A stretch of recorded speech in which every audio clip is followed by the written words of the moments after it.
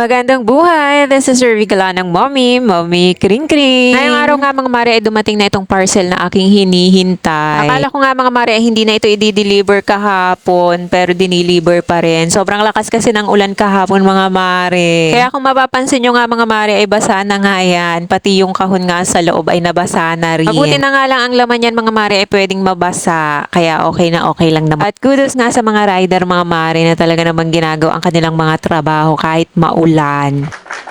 At sa mga nanghula nga mga mare, nagamit nga daw ito sa bahay. Yes mga mare, gagamitin nga ito sa bahay dahil vinyl o vinyl tiles nga ito mga mare. At yan nga ay ilalagay natin. Syempre, saan pa nga ba? Dahil nakatiles na nga ang aming sala, pati na rin ang kusina. Syempre, sa kwarto naman nga namin ito para naman sumala ang aming kwarto. Binila nga namin ito ng aking anak at sakto nga lang sa aking in-order mga mare. Syempre, umaasa tayo na may pasobra pero sakto lang. Ala, uwi.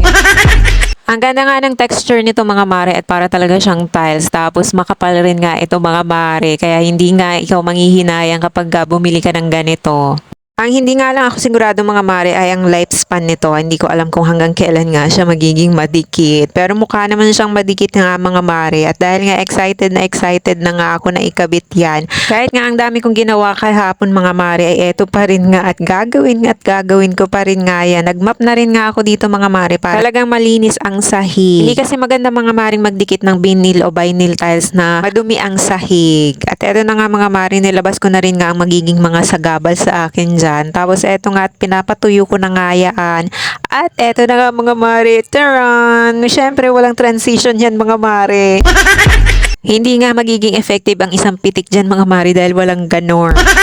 Kaya tapusin nyo na nga lang mga mare hanggang dulo para makita nyo nga ang result. At eto na nga mga mare, nakapaghilamos na rin nga ako dyan mga mare dahil sa sobrang kapaguran ko nga ay hindi na nga ako naligo, tamang hilamos na nga lang. Dahil nga excited tayo mga mare, hindi na nga natin ipagpapabukas yan. Pinusto mo yan, tapusin mo yan.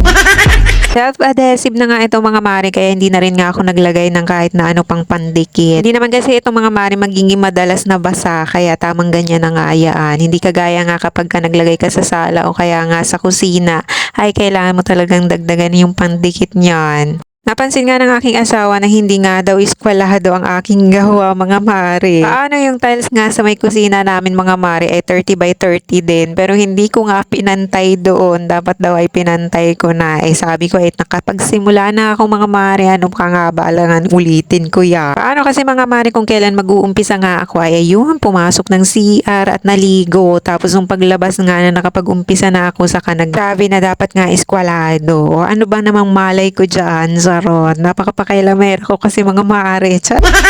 Ayaw ko kasi mga mare ng utos kasi minsan nga hindi din naman ginagawa. Kaya okay na yan mga mare. Hindi na rin naman yan magiging halata lalo na kapag nilagyan nga yan ng pinto. At ito na nga ang ating papitik. Charan! O diba napakasyala na nga mga mare pero hindi pa nga yan tapos mga mare dahil kulang nga ang aking na-order. Paano ba naman? Pinasukat ko na nga yan sa aking asawa tapos ayun, kulang pa rin nga ang kanyang bilang. Kaya nag-order nga ako ulit mga mare para matapos ko na nga yan. At abangan nyo na nga lang yan mga mare sa ating mga susunod na mini vlog. O siya, hanggang dito na nga lang ang ating chika. Maraming salamat sa pagsama hanggang dulo. So ulitin muli at kung di ka pa nakapalo kay Bicolana ng Mommy, baka naman.